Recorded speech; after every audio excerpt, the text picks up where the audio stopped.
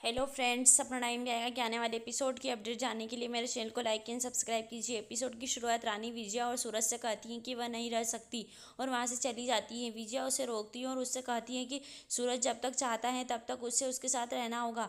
वो उससे कहती हैं कि अब उसके पास उसके साथ रहने के लिए मजबूर करने के अलावा कोई चारा नहीं है। वो उसे एक कमरे में बंद करने के लिए खींचती हैं। वे दरवाजे की घंटी की आवाज़ सुनते हुए नौकर उसे खोलता है। वीर को वहाँ देखकर रानी चौंक जाती है। विजया सोचती है कि वीर उसके घर में क्या कर रहा है और उसकी ओर बढ़ता है।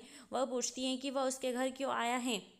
वह उसके पैरों पर घुटने टेकता है और उससे माफ़ी मांगता है और उससे कहता है कि उसे नौकरी चाहिए। वह उसे मौसी जी के रूप में संबोधित करता है, जो सभी को आश्चर्यचकित करता है। वह उससे पूछती है कि उसका रवैया क्यों बदल गया। वह उसे बताता है कि उसे एहसास हुआ कि वह शेर से नहीं लड़ सकता, इसलिए उसका रवैया उसके प्रति बदल गया। वह उसे बताता है कि उसे बुरी तरह से नौकरी की ज़रूरत है।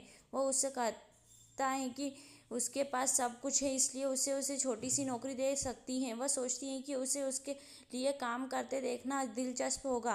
रानी वीर की एक्टिंग को समझती है और उसके मन में उसकी एक्टिंग की तारीफ करती है। विजय वीर से कहती है कि वह उसे काम पर रखने के लिए तैयार है और उससे पूछती है कि वह क्या काम कर जानता है। वह उससे कहता है कि वह उसका ड्राइवर या कुछ और भी बन सकता है। वह उसे अपना शेफ बनने के लिए कहती है।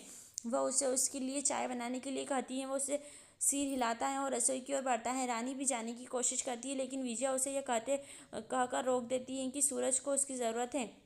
वह उससे कहती हैं कि उसे प्यास लगी है, इसलिए उसे पानी पीने दो। सूरज उसे किचन में जाने के लिए कहता है। वह रसोई में जाती है। उसे घस वीर उस रानी उसे वीर को घसीट कर स्टोर रूम में ले जाती है और उससे पूछती हैं कि वह क्या करने की योजना बना रहा है। वह उसे बताती हैं कि वह सब कुछ संभाल रही थी तो उसने इस घर में प्रवेश क्यों किया। वह उसे बताता है कि उसने यह भी देखा कि कैसे विजया ने उसे घसीटा।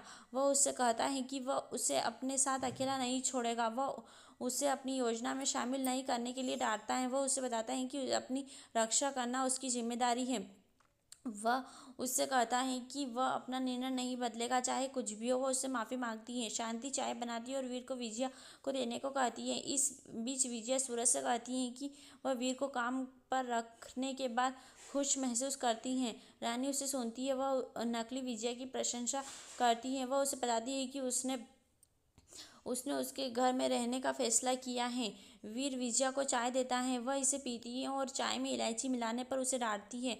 वह उससे यह कहते हुए माफ़ी मांगता है कि वह यह गलती नहीं दोहराएगा। दूसरी ओर चंपा नंदिनी से कहती है कि उसको यह सब इसलिए झेलना पड़ रहा है क्योंकि कई लोगों ने उसे श्राप दिया था। नंदिनी उसे बताती है कि उसके परिवार की स्थिति बदल जाएगी और रानी सुनिश्चित करेगी।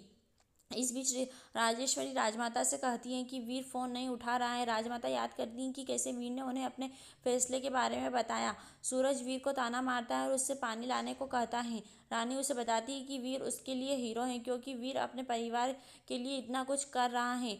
वह उसे विजया के लिए खाना बनाने के लिए कहती है तो वह मान जाएगी कि वह हीरो है। वह खाना बनाने के लिए राज़ी हो जाता है। वह सोचती है कि वह उसे और विजया को सबक सिखाएगी। यही एपिसोड समाप्त होता है।